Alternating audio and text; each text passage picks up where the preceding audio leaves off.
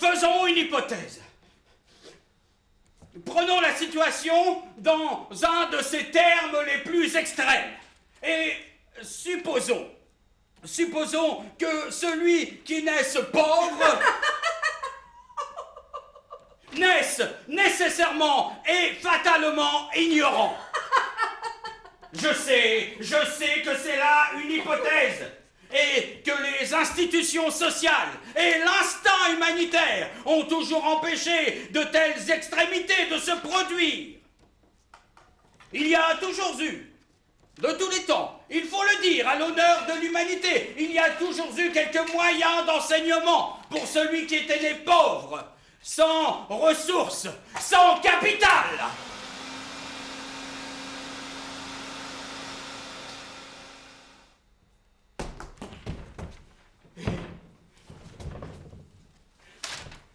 Et savez-vous comment s'appelle dans l'histoire de l'humanité une telle situation? C'est le régime des castes. Le régime des castes faisait de l'éducation, de la science, l'apanage exclusif de certaines classes.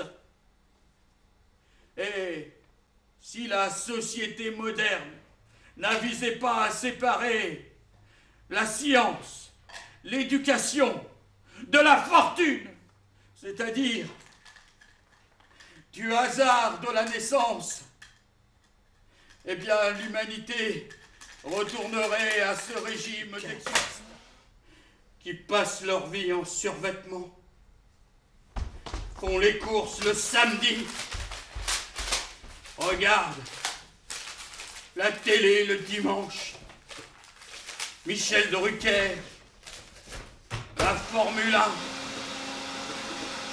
télé-réalité, 20h, Claire Chazal, les Pujadas.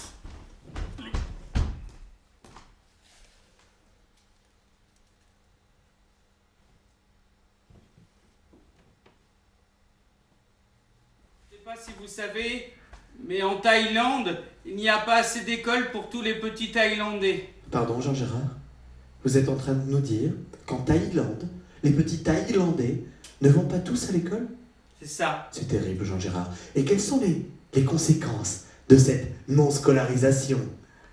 Ben, ils peuvent pas apprendre la base, quoi. Apprendre à compter, lire, écrire français. Jean-Gérard, vous êtes en train de nous dire que les petits Thaïlandais ne vont pas à l'école en Thaïlande, et la conséquence de tout ceci, c'est qu'ils ne peuvent pas apprendre le français? Oui. C'est terrible, Jean-Gérard. Et qu'avez-vous fait à la suite de ce constat? Nous, on est d'une ONG. Organisation non gouvernementale. Et cette année, on a pu faire construire un puits. Alors Jean-Gérard, vous avez remarqué que les petits Thaïlandais en Thaïlande ne vont pas à l'école et donc ne parlent pas français, et vous, pour pallier ce phénomène, vous avez fait construire un puits. Prendre un enfant par la main pour lui chanter des refrains. Pour qu'il s'endorme à la tombée des jours, prendre un enfant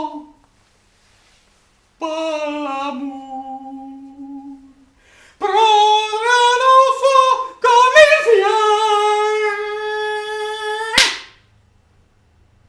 et consoler ses chagrins, vivre sa vie des années, et soudain